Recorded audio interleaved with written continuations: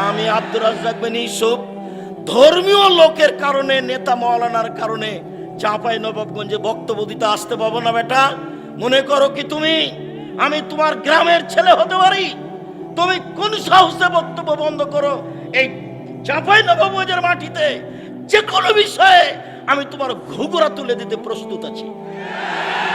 কোন সাহস তুমি কাজ করো? তুমি বিশ্বাসঘাতক, তুমি মান সম্মান ধ্বংস করেছ। তুমি ইসলাম কিছু জানো না। তুমি ধর্মের নামে প্রতারণা দিয়ে এদেশের লাখো হাজার মহিলাকে এই গ্রাম থেকে ওই গ্রাম, এই জেলা থেকে ওই জেলা ধর্মের নামে নিয়ে যাচ্ছ আর মিথ্যা ধর্ম পড়াচ্ছ। জবাব তোমাকে দিতে হবে। আমি বলেছি জাতির সামনে, দেবীনগরের লোকের সামনে, চাঁপাইনবাবগঞ্জের লোকের সামনে, রাসূল সাল্লাল্লাহু আলাইহি সাল্লামের স্ত্রী যদি গ্রামে গ্রামে দিন প্রচার করতে যেতেন তাহলে 13 জন স্ত্রী, 11 জনের স্ত্রী একসাথে নগদ ছিলেন। একজনকে পাঠাতেন রংপুর, একজনকে পাঠাতেন চট্টগ্রাম, একজনকে পাঠাতেন সিলেট, একজনকে পাঠাতেন ময়মনসিংহ। একদিনই দেশ দখল। মহিলারা বলেছিল মুহাম্মদ সাল্লাল্লাহু আলাইহি সাল্লাম পুরুষেরা আপনার পাশে বসে দিন ধর্ম জেনে নিল, আমরা কি করব? উত্তরে আল্লাহর নবী বলেছিলেন, বুখারী মুসলিমের হাদিস, তোমরা বাড়ি একটা নির্ধারণ করো, সময় নির্ধারণ করো, আমি মুহাম্মদ সাল্লাল্লাহু আলাইহি সাল্লাম সেখানে গিয়ে দিন শিখাবো। তিনি বলেননি আমি সেখানে আয়েশাকে পাঠিয়ে দেব। মিথ্যা ধর্মের উপরে জাতিকে ধর্ম দেখাবেন না। জাতির যদি রাস্তাঘাট করে দিতে না পারি, জাতির যদি স্কুল কলেজ করে দিতে না পারি, জাতিকে চূড়ান্ত সঠিক ধর্ম দিতে পারবো ইনশাআল্লাহ। ধর্মের ব্যাপারে জাতিকে ফাঁকি দিয়ে পরকাল হারাতে আমি রাজি নই। আমি বলেছি চাঁপাইনবাবগঞ্জের দিনী ভাই বোন, আপনি আমার বোন, আপনি আমার ভাই, অন্তত ধর্মের ব্যাপারে আপনাকে আমি পরামর্শ দিতে চাই। আমি আপনার কাছে পরামর্শ নিতে চাই।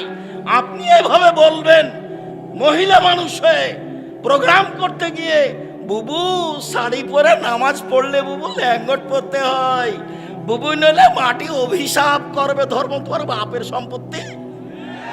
তুমি এই কথা বললে কেন? তোমার নেতাকে চ্যালেঞ্জ, তোমার জাতিকে চ্যালেঞ্জ, তোমার বাপকে চ্যালেঞ্জ, তোমার বংশকে চ্যালেঞ্জ। প্রমাণ করো দেখি আমি বেঁচে আছি। ধর্মকে উল্টা করে দেখে হিসাব দেখাবে না। আমার বুঝে তোমার শতকরা ধর্ম কথা মিথ্যে। ওরা ফাজালে আমল লিখেছে হাজারো কথা মিথ্যে, তোমারও লাখো কথা মিথ্যে। ধর্ম এরকম নয়। মানুষ মারা গেছে সেই বাড়িতে তুমি লাশকে সামনে রেখে নামাজ পড়ো, লাশকে সামনে রেখে কোরআন পড়ো, আর তুমি হাত তুলে দোয়া করো। ধর্ম পাগল হয়ে গেছে। ধর্ম রাজশাহী चांपाइनबाबगंज हवाई लड्डू, दोनों हाथ में लड्डू है, जो चाहे उसको खा ले, जो चाहे उसको छोड़ दे। ভুল হিসাব।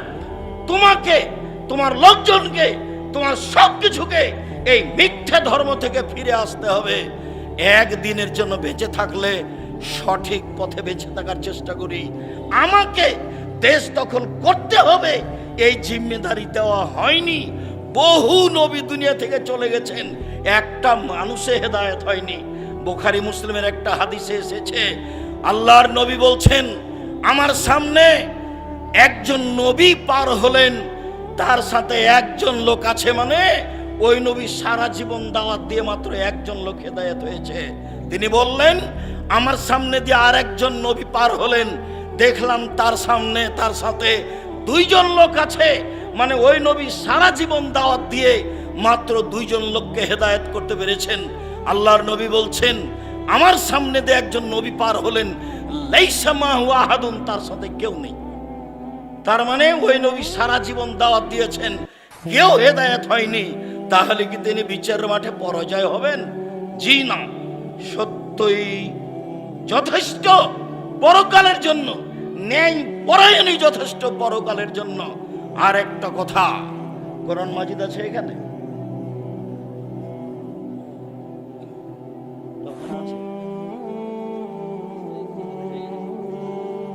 আমি আপনাকে বলি আর একটা কথা, ব্যক্তিত্ব লাগে, স্বাধীনতা লাগে। যখন মূসা আলাইহিস সালামকে আল্লাহ বললেন, মূসা ফেরাউনের কাছে যেতে হবে, সীমা লঙ্ঘন করেছে। মূসা আলাইহিস সালাম বললেন, আমি সাবলীল ভাষায় কথা বলতে পারি না, আমি তার কাছে গিয়ে কথা বলতে পারবো না। তখন আল্লাহ বললেন, মূসা আমি তোমার ভাষা সুন্দর করে দিচ্ছি, তুমি বলো রব্বি ইশরাহ লি সাদরি ওয়া ইয়াসসির লি আমরি ওয়াহলুল উকদাতাম মিন লিসানি ইয়াফকাহু কাওলি। তখন মূসা আলাইহিস সালাম বললেন, আর একটা কথা, ফেরাউনের পক্ষ থেকে আমার উপর একটি হত্যার অভিযোগ আছে। এক থাপ্পড় দিয়ে আমি মানুষকে হত্যা করেছি, আমি তার কাছে গেলে সে আমাকে হত্যা করবে। তখন আল্লাহ বলছেন, মূসা আমি তোমার সাথে আছি, যাও, ফেরাউন কি বলবে সেটা শুনবো, ফেরাউন কি করবে সেটা আমি দেখব। তখন মূসা আলাইহিস সালাম বলছেন, তবু আমার সাহস হচ্ছে না, আমার সাথে আমার ভাই হারুনকে দেন। আল্লাহ বলছেন, ঠিক আছে তাই দিলাম। প্রথম দাবি মেনে নিলাম মূসা, দ্বিতীয় দাবি মেনে নিলাম মূসা, তৃতীয় দাবি মেনে নিলাম মূসা, যাও, দুই ভাই মিলে ফেরাউনের কাছে যাও। দুই ভাই মিলে ফেরাউনের কাছে গিয়েই বললেন, বনি ইসরায়েলকে ছেড়ে দিতে হবে, স্বাধীনতা ফিরিয়ে চাই। কোরআন মাজিদ হলে আপনাকে আমি বাস্তব দেখাতাম, বনি ইসরায়েলকে ছেড়ে দিতে হবে, স্বাধীনতা ফিরিয়ে দিতে হবে। এই কথাই বললেন মূসা আলাইহিস সালাম। আগে স্বাধীনতা লাগবে, তারপরে কোনো কথা, আগে ব্যক্তিত্ব লাগবে, তারপরে কোনো কথা। তখন ফেরাউন বলল, কে তুমি? তোমাকে কি আমি আমার বাড়িতে শিশুকালে লালন পালন করিনি? তুমি কি বহু বছর আমার মাঝে থাকনি? তুমি যা করেছো তা করেছো, তুমি মানুষ হত্যা করেছো, তুমি বড় অকৃতজ্ঞ। তখন মূসা আলাইহিস সালাম বললেন, জি, আমি যা করেছি তা করেছি, আমি এক থাপ্পড়ে মানুষ হত্যা করেছি, তখন আমি ভুল পথে ছিলাম, তোমার ভয়ে আমি দেশ ছেড়েছি। আমার প্রতিপালক আমাকে নবী করেছেন, জ্ঞানে গুণে পূর্ণ করেছেন, তুমি আমার প্রতি অনুগ্রহ করেছ, শিশুকালে আমাকে লালন পালন করেছ, বহু বছর তুমি তোমার বাড়িতে আমাকে রেখেছ, তুমি আমার প্রতি অনুগ্রহ করে তুমি খোঁটা দিয়েছ, খোঁটা দিয়ে তুমি বনি ইসরায়েলকে দাস দাসীতে পরিণত করেছ, তুমি বড় উদ্ধত স্বৈরাচার সীমা লঙ্ঘন করেছ। এই কথা মূসা আলাইহিস সালাম বললেন। আমি এই দুইটি নবীর দুইটি কথা বলে আব্দুল্লাহর বক্তব্যগুলি আপনাকে আবারও স্মরণ করতে বলছিলাম। স্বাধীনতা লাগে, ব্যক্তিত্ব লাগে, বিশ্বাসঘাতকতা ত্যাগ করতে হয়। 12 বছর নয়, বহুদিন পরে ইউসুফ আলাইহিস সালাম বলছেন, জুলাইখাকে জাতির সামনে ঘোষণা দিতে হবে, অন্যায় আমি জুলাইখা করেছি, ইউসুফ করেনি। সম্মানিত দিনী ভাই বোন, আমার এখানে জরুরি কয়েকটি কথা, দয়া করে যে যেখানে আছেন দিনী ভাই বোন, আত্মীয় স্বজন, এলাকাবাসী, দেশবাসী, আপনাদের ভালোবাসার খাতিরে আব্দুল্লাহ আব্দুর রহমান আব্দুর রহিমকে দেখবেন আশা করে এসেছেন। দেবীনগরের সন্তান তারা, আপনার সন্তান তারা, আপনাদের ভাই তারা, আপনাদের ভাতিজা তারা। নিজের ছেলের উপরে ভালোবাসা যেমন, তাদের উপরে আপনাদের ভালোবাসা তেমন। এটাই কামনা করো তো তাদের জন্য আমি আপনাদের কাছে দোয়ার দাবি রাখি এই মর্মে যে আল্লাহ যেন তাদের খিদমতকে কবুল করেন, আল্লাহ যেন তাদেরকে জাতির সামনে গ্রহণীয় করেন, আল্লাহ যেন তাদেরকে তাকওয়া ভিক্ষা দেন, পরহেজগারিতার ভিত্তিতে জাতির সামনে কোরআন এবং সহিহ হাদিস পেশ করবে, জাতির ভবিষ্যৎ কল্যাণ নিয়ে তারা আলোচনা করবে, জাতিকে পরকালমুখী করবে। এইটাই আমি দিন রাত আল্লাহকে বলছি। আমি যেটা আরো চেয়েছি, আমার মনে বড় সাধ, আমি এই দেশের মাটিতে উন্নত মানের প্রতিষ্ঠান গড়বই ইনশাআল্লাহ, যেখানে ছেলে মেয়ে বাংলা, ইংরেজি, আরবি উন্নত মানের শিক্ষা অর্জন করে জাতির অন্যায়ের বিরুদ্ধে লড়বে, মুখে কলমে মিডিয়ায় লড়বে ইনশাআল্লাহ। এই সুবাদে দিন কাটাচ্ছি। জামিয়া সালাফিয়া ডাঙ্গিপাড়া পাওয়া রাজশাহী প্রায় 40 বিঘা জমির উপরে অবস্থান করে। জামিয়া সালাফিয়া তানোর রাজশাহী, এইটা প্রায় 60 থেকে 70 বিঘা জমির উপরে নির্মাণ হতে যাচ্ছে। জামিয়া সালাফিয়া রূপগঞ্জ, নারায়ণগঞ্জ, ঢাকা প্রায় 100 বিঘা জমির উপরে অবস্থান করে। জামিয়া সালাফিয়া দিনাজপুর তেঘরা, এটা প্রায় 20 বিঘা জমির উপরে অবস্থান করে। জামিয়া সালাফিয়া চট্টগ্রাম রেডি আছে, চলমান হয়নি। জামিয়া সালাফিয়া বরিশাল চলমান আছে। জামিয়া সালাফিয়ার জন্য কুষ্টিয়ায় জমি কিনা আছে। জামিয়া সালাফিয়ার জন্য যশোরে জমি আছে। জামিয়া সালাফিয়ার জন্য ফেনীতে জমি আছে। জামিয়া সালাফিয়ার জন্য বগুড়ায় জমি আছে। জামিয়া সালাফিয়ার জন্য ময়মনসিংহ জেলায় জমি আছে। জামিয়া সালাফিয়ার জন্য কুমিল্লায় জমি প্রস্তুত আছে। সারা দেশ জুড়ে বড় বড় জেলায় জামিয়া সালাফিয়া গড়ব ইনশাআল্লাহ। সারা দেশ জুড়ে মক্তব পরিচালনা করব ইনশাআল্লাহ, যেখানে ছেলে মেয়ে আকীদা সংশোধন করবে এবং নিজেকে মুক্তি করবে গোলামি থেকে। লন্ডন আমেরিকায় যাই, যেতেই মিথ্যা কথা বলা লাগে, ওই দেশে গিয়ে সুদ নিয়ে জীবিকা নির্বাহ করা লাগে, মিথ্যে করে একটা মেয়েকে বিবাহ করা লাগে, তাহলে 2 জন লোকের ভাতা পাওয়া যায় এমনিতে। বউ সাজে যেই সেও টাকা পায়, বউ সাজায় যে সেও টাকা পায়। ভিত্তি হচ্ছে সুদের উপরে, চলাফেরা হচ্ছে মিথ্যার উপরে। বিদেশে গিয়ে দিন ধর্ম বিক্রি করে, স্বাধীনতা বিক্রি করে মুসলিম দিন কাটায়। পদ্মা সেতু তৈরি করে বিদেশের লোক, বাংলাদেশের লোক তারা লেবার হিসাবে কাজ করে। আমাকে বলছে, আব্দুর রাজাক সাহেব, আপনি জামিয়া সালাফিয়ায় সায়েন্স খুলেন না কেন? আমার জন্মভূমি দেবনগরে সায়েন্স আছে, এদেশের বড় বড় স্কুলে সায়েন্স আছে। তার ছেলের ফলাফল কি আমাকে শোনান। বাপে তো বহু টাকা খরচ করেছে, লক্ষ লক্ষ টাকা খরচ করে ছেলেকে মানুষ করেছে। ফলাফলে দেখা গেল সেই দিন বেশ হুঁশিয়ার, বুদ্ধিমান, সচেতন, মেধাবী ছেলেটা, দেবনগরের ছেলেটা গাড়ি থেকে নামলো। পরনে প্যান্ট আছে, প্যান্ট টাকনোর নিচে আছে, দাড়ি চাঁচা আছে, হাতে সিগারেট আছে, গলায় টাই আছে। এইভাবে গাড়ি থেকে নামলো। একটু পরে গাড়ি থেকে নামলো বৌমা, হালকা হালকা গায়ে কাপড় আছে। একটু পরে নাতনি গাড়ি থেকে নামলো, পুতিন গাড়ি থেকে নামলো, গায়ে কাপড় নেই। দেখি গাড়ির পিছন দিকে কুকুর আছে। বলেন টাকাটার অবস্থা কি হলো? এরই নাম সায়েন্স।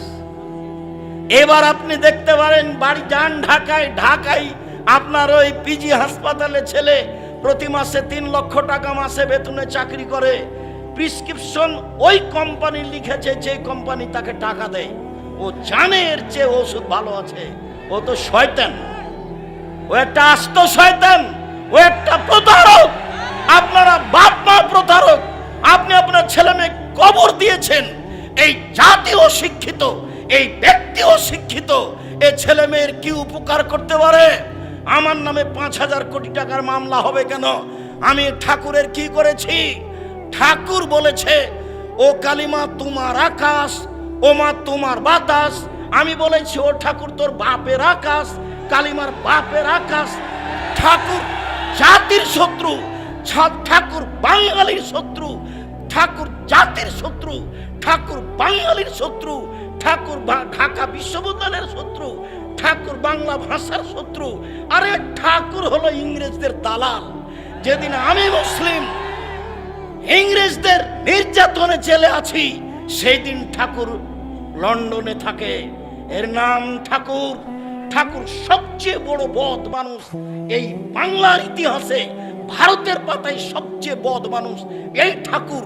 যতবার বলেছে ও মা তোমার আকাশ, ও মা তোমার বাতাস, ততবার ঠাকুর বলেছে, ও কালিমা তোমার আকাশ, ও কালিমা তোমার বাতাস।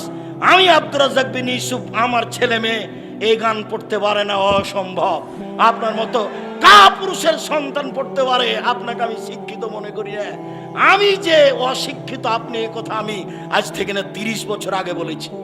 আপনাকে, আপনার ছেলেকে, আপনার মেয়েকে, আপনার বাপকে, আপনার জাতিকে, আপনার বংশকে যদি আমি অশিক্ষিত প্রমাণ করতে না পারি, জাতির সামনে বক্তব্য দেব না।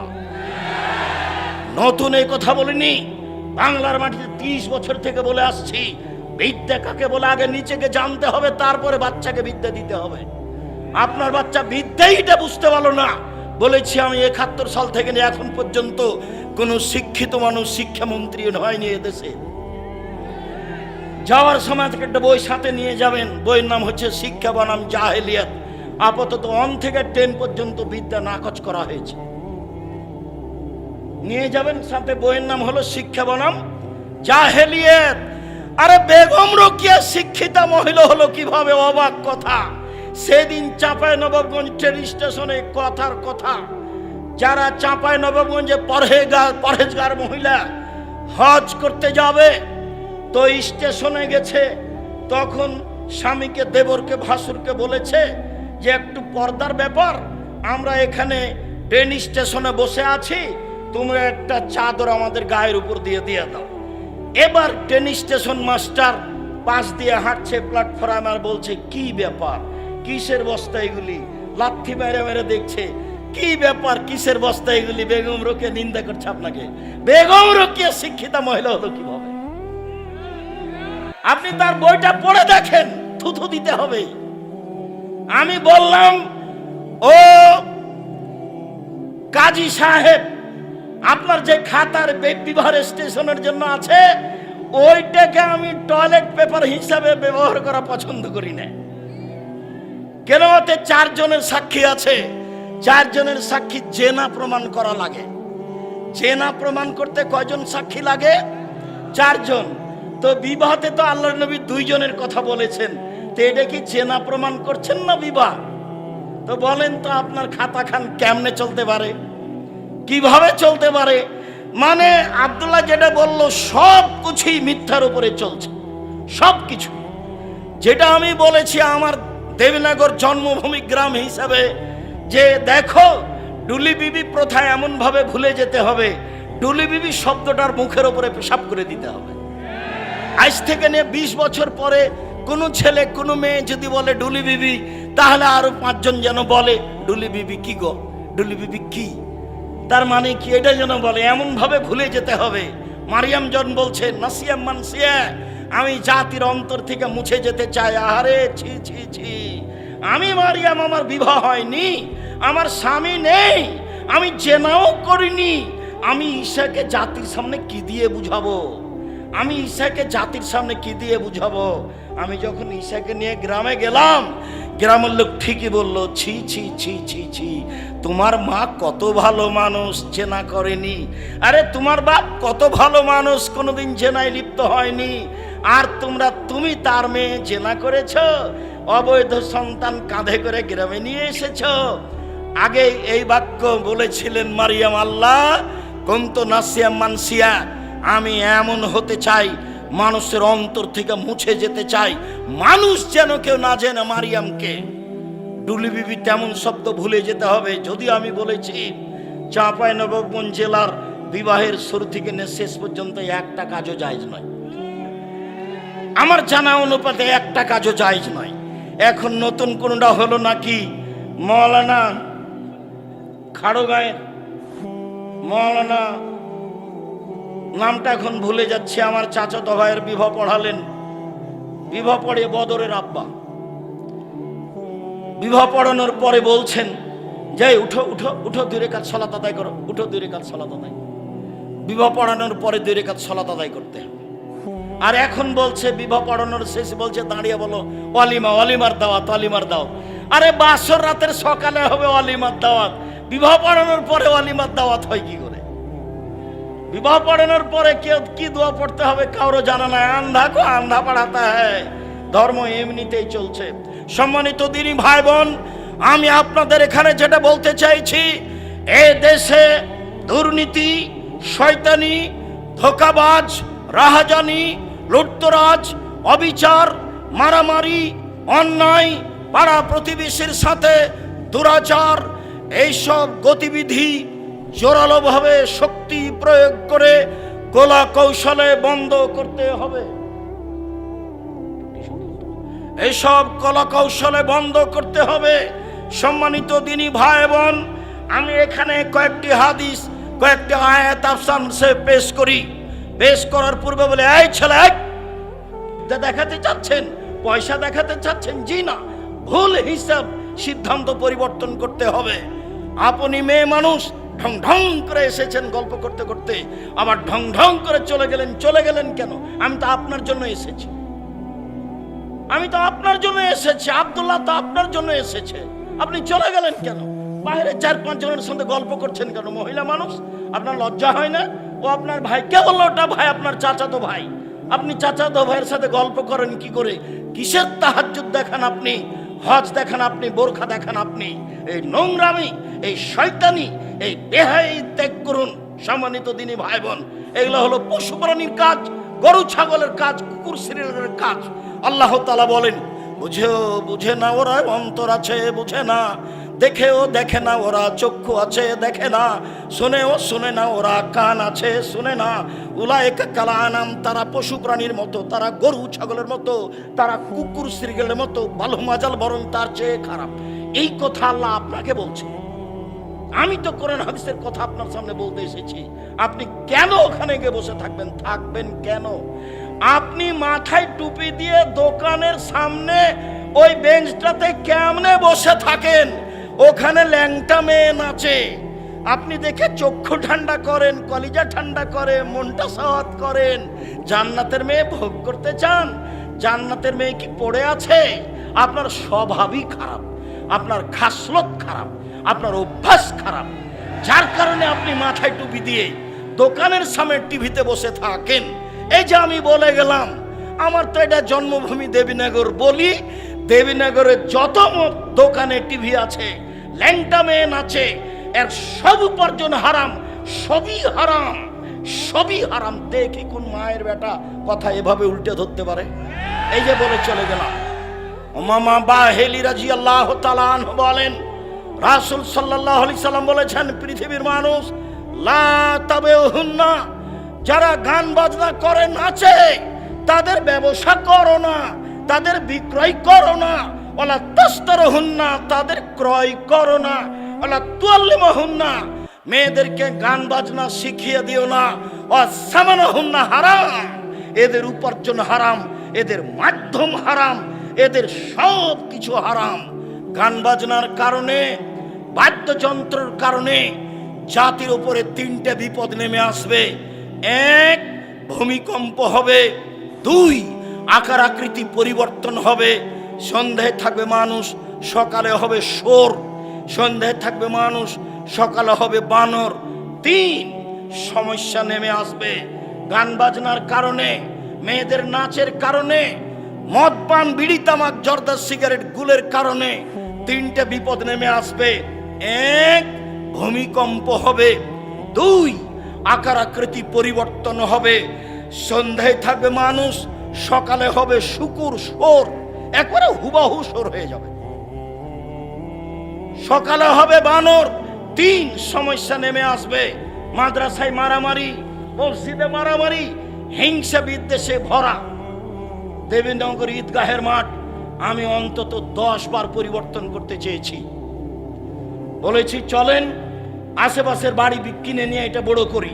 বলেছি চলেন এটা বিক্রি করে দিয়ে মাঠে, নদীর ঘাটে বড় একটা ঈদের মাঠ তৈরি করি। কেউ সাড়া দেয় না। কোথায় রহস্য? বলেছি দেবীনগরে মাদ্রাসার জমি বিক্রি করে দেওয়া হোক, বাইরে 10 বিঘে জমি কিনে মাদ্রাসা তৈরি করব।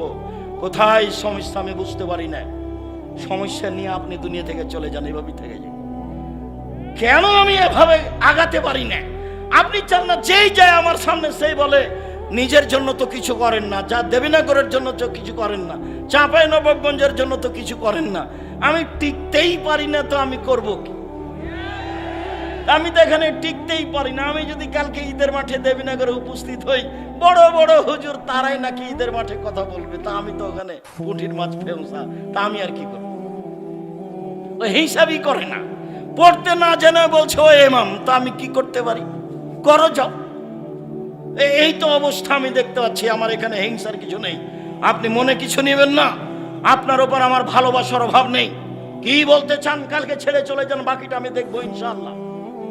কিভাবে করা লাগে সেটা আমি দেখবো, ঈদের মাঠ কিভাবে করা লাগে সেটা আমি দেখবো ইনশাআল্লাহ। আপনি আমাকে পরামর্শ দিবেন, অন্য কিছু করা লাগবে না, বাকি আমি দেখবো ইনশাআল্লাহ। জাতির যদি রাস্তাঘাট করে দিতে না পারি, জাতির যদি স্কুল কলেজ করে দিতে না পারি, জাতিকে চূড়ান্ত সঠিক ধর্ম দিতে পারবো ইনশাআল্লাহ। ধর্মের ব্যাপারে জাতিকে ফাঁকি দিয়ে পরকাল হারাতে রাজি নই। প্রতিষ্ঠান করতে পারি, আপনাকে গড়ে দেখাবো ইনশাআল্লাহ। আমি আপনার সাথে অদাবদ্ধ, জাতির সাথে অদাবদ্ধ। সম্মানিত দিনী ভাই বোন, বলছিলাম বিপদ তিনটি। এক, এজা সারেবুল খমুরা, যখন আপনি নেশাদার দ্রব্য পান করবেন তখন তিনটে বিপদ নেমে আসবে। ভূমিকম্প, সর হয়ে যাওয়া সকালে বানর, আর বিপদ। দুই, জাহারাতিল কায়নাত, মেয়েরা যখন নাচবে, সব দোকানে মেয়ে নাচে, ঘন্টার ঘন্টা বসে থাকেন আপনি টুপি মাথায় দিয়ে, সব দোকানে মেয়ে নাচে, সব বাড়িতে মেয়ে নাচে। নবী বলছেন যেদিন মেয়েরা নাচবে সেই দিন এই তিনটা বিপদ নেমে আসবে। ওয়াদারাবু বিল মাযিব, যেদিন বাদ্যযন্ত্র প্রকাশ পাবে, সব মোবাইলেই বাজনা বাজে, সব বাড়িতে বাজনা বাজে, সব দোকানেই বাজনা বাজে, দিব্যি দোকানে বাজনা বাজছে, টিভি চলছে, আর আপনি সেখানে বসে আছেন। আপনি বলছেন আমি 5 ওয়াক্ত সালাত আদায় করি, আপনি গ্রামের সর্দার, এগুলো বলছেন। আমি বলে গেলাম মধ্যে কিছু নিয়েন না, আপনি আমার ভাই, আপনি আপনার চাচা, আপনার স্বভাবই খারাপ, সেই জন্য এখানে বসে থাকেন। আমাদের গ্রামের ভাষায় আপনার খাসলত খারাপ। কেন আপনি এখানে বসে থাকবেন? এখানে ন্যাংটা মেয়ে নাচে। আল্লাহর নবীকে বলছেন, জাবের আল্লাহর নবী, হঠাৎ যদি আমার চোখটা বেটি ছেলের উপরে পড়ে যায়, মহিলার উপরে, তা আমি কি করবো? এটা জিজ্ঞাসা। হাদিস বুখারী মুসলিম। তখন আল্লাহর রাসূল তাকে বলছেন, তিনি বলছেন ফা মারানি, আল্লাহর নবী আমাকে বললেন আন আসরিফা বাসারি, আমার চোখটা আমি ফিরিয়ে নিব, আমার চোখটা আমি ফিরিয়ে নিব। তা আপনি টিভিতে কারণবশত যদি খবর শোনেন, তো এইভাবে থাকতে হবে, এইভাবে থাকতে হবে। আপনি ওই রং মাখানো পতিতালয়ের মেয়েটার মুখখানের উপরে তাকিয়ে আছেন একবারে এক খেয়ালে, তখন আপনি তাহাজ্জুদ পড়েন। এটা হলো আল হায়া মিনাল ঈমান ওয়াল ঈমান ফিল জান্নাহ। লজ্জাই হচ্ছে ঈমান, ঈমানই হচ্ছে জান্নাত। আল হায়া মিনাল ঈমান, ঈমানই হচ্ছে জান্নাত, ঈমানই হচ্ছে জান্নাত, ঈমানই হচ্ছে লজ্জা, লজ্জাই হচ্ছে জান্নাত। আল্লাহ রাসূল বলছেন, সব নবী বলতেন এজালাম তাস্তাহি ফাসনামা শেতা। সব নবী বলতেন। মুসা আলাইহিস সালাম বলেছেন, ঈসা আলাইহিস সালাম বলেছেন, ইব্রাহিম আলাইহিস সালাম বলেছেন, আমাদের নবী বলেছেন, যখন তুমি লজ্জা করবে না তখন তুমি সবকিছুই করতে পারো, যখন তুমি লজ্জা করবে না তখন তুমি সবকিছুই করতে পারো। লজ্জা আছে আপনার? জিনা, লজ্জা নেই। বেটি ছেলেটা বলছে আমাদের গ্রামের, ওইটা আমার চাচাতো ভাই, ওইটা আমার খালাতো ভাই। তো এখন বিবাহের বৈঠকে যেদিন কি খাওয়াচ্ছে থুবড়া, তখন বলছে যে অমুক ভাই আমরা ওর মুখখান ধরে আছে বলে আমরা সারা গ্রামের লোক তার কাছে টাকা পাবো। যুবতী বেটি ছেলেটা, লোকটা, ছেলেটা, যুবকটা মহিলাটার মুখে ক্ষীর তুলে দিল। বইয়ের মুখে ক্ষীর তুলে দিতে হয়, এটা আল্লাহ নবী বলছেন, হাদিস বুখারী মুসলিম। এই পাড়ার সবারই কি বেটি ছেলেটা বউ? ধর্ম পাগল হয়ে গেছে। মুরব্বী মানুষরা আপনারা শরম পান না কেন? এই নীতির এই থুবড়া শব্দটাতে পেশাব করে দেন। থুবড়া আর এই দেশে কোনোদিন চলবে না। থুবড়া কি জিনিস? এত নোংরা জিনিস নাম থুবড়া এই শরীয়তে আসতে পারে কি করে? বাইনা কি জিনিস? বরদটা কি জিনিস? আমাটা কি জিনিস? খিরকাচি কি জিনিস? এই সব কিছুর মুখের উপরে পেশাব করে দিতে হবে, আর কোনোদিন আসবে না এগুলো বাড়িতে। মেয়ের পক্ষ থেকে 6 জন লোক গেছে, ছেলের পক্ষ থেকে তো ডবল আসবে। ধর্ম পাগল হয়ে গেছে।